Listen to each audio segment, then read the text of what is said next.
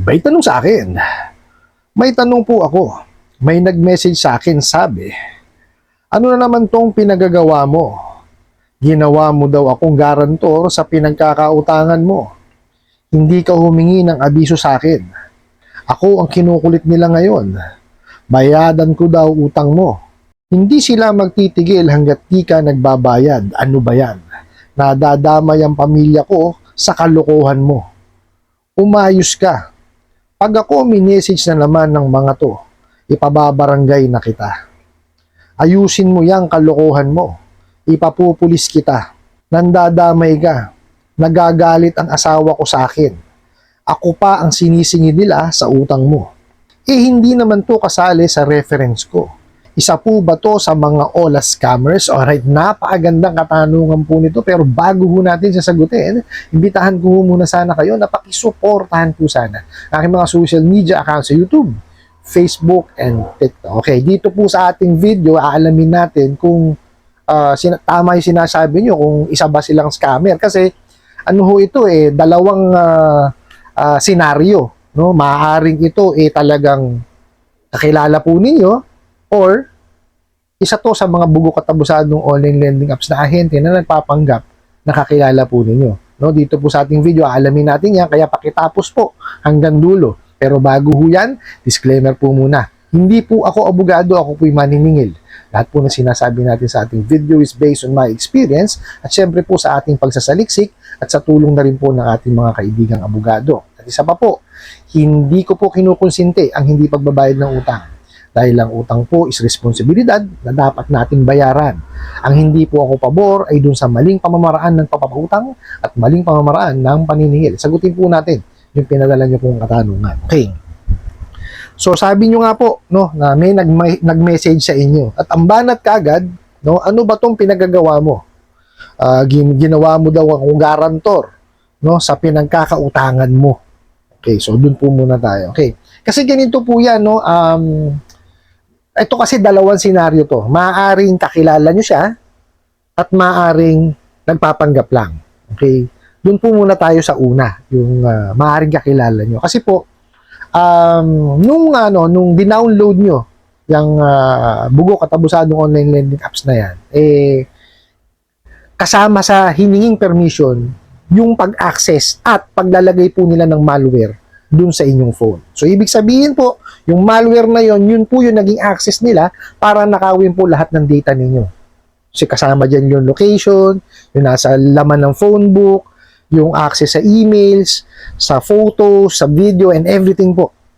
Okay? Lahat yun nanakaw talaga nila. Ngayon, kung nanakaw po nila yon, kahit hindi nyo po inilagay sila as reference, no? Mame-message yan, matatawagan nila. Pati talaga yung bubulabugi nila. Oras na hindi ho kayo nakabayad sa takdang panahon. Actually, hindi nga sa takdang panahon. 2 days prior the due date, talagang nangungulit na yan. Pag hindi kayo sumagot dun sa tawag nila o sa mensahe nila, pati po, no, yung mga nasa contact list ninyo, and even po, yung mga nasa social media friends ninyo, pati yun po, bubulabugin yan. Tama. Pati sila sisingilin. Ganun po ang diskarte niya, mga bugok na yan. Hindi na ho natin mababago yan dahil wala silang alam sa paniningil. Okay po. Ngayon, doon sa pangalawang senaryo tayo.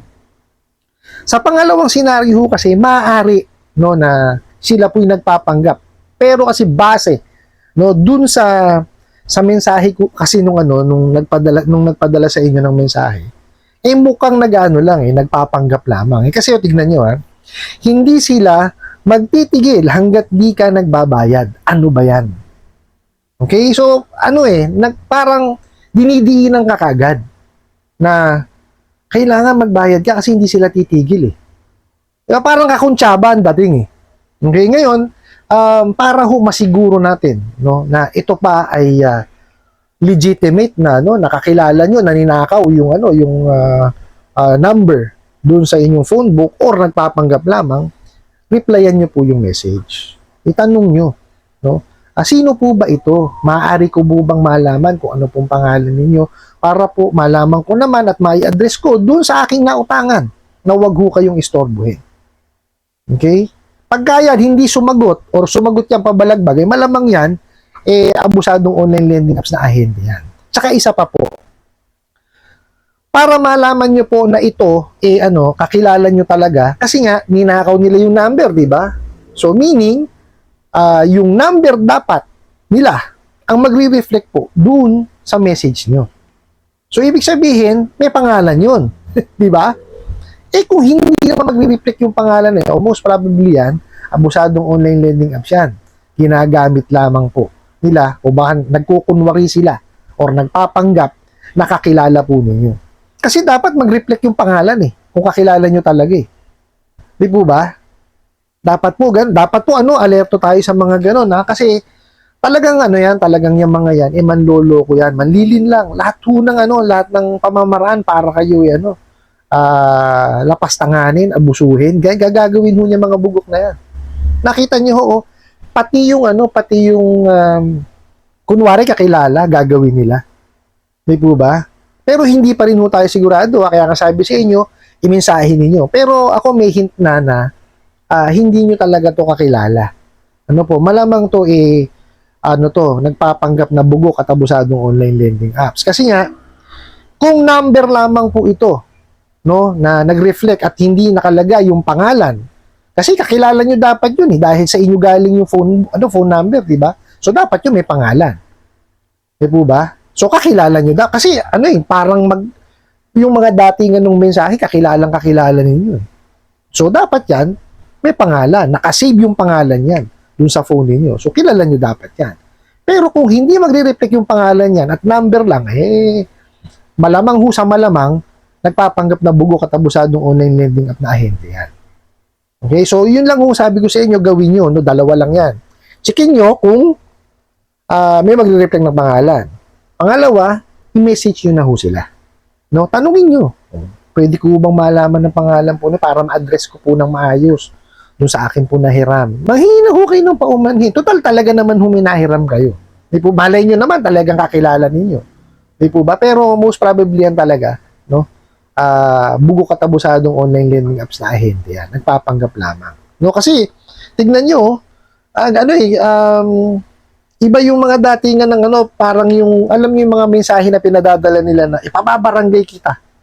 Tapos ipapupulis kita. Diba walang ibang alam kundi magpabarangay tsaka magpapulis So doon pa lang may hint ka na bugok to. Bugok at abusadong online lending apps to. Kaya ang gawin po nila, mag-imbestiga muna.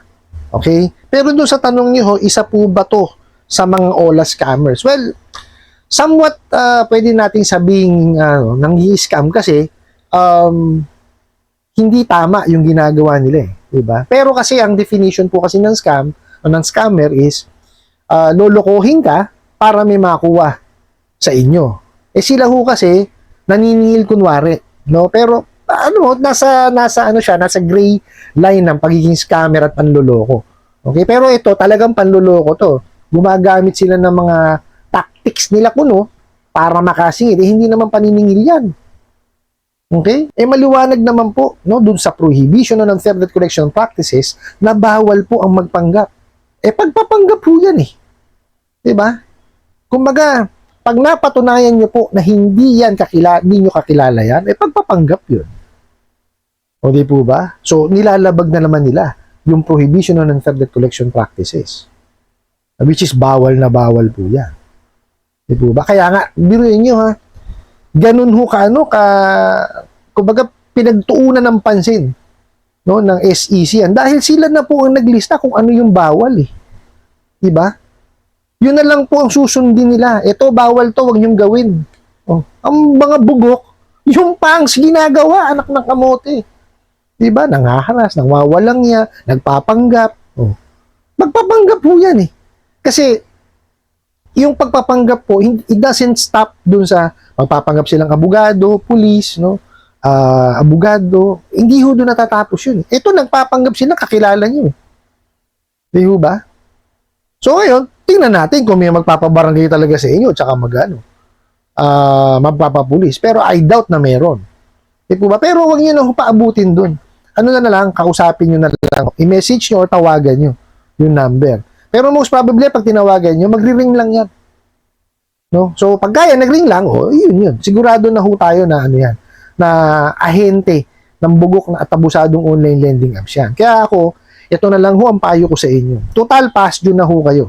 No? Pag-ipunan nyo yan, tsaka nyo ho siya bayaran, tapos itabi nyo yung proof of payment po ninyo. Ngayon, kung kayo po hindi pa naman hindi pa naman kayo past due, paparating pa lang po yung due date ninyo, bayaran nyo na lang po. No? Lalo kung meron naman kayong pera talagang pambayad. Okay? Tsaka isa pa po, kung hindi naman nyo talaga kailangan yung pera, or kumbaga alam nyo sa sarili po ninyo na hindi nyo pa kayang tustusan or hindi nyo pa kaya yung obligasyon, no?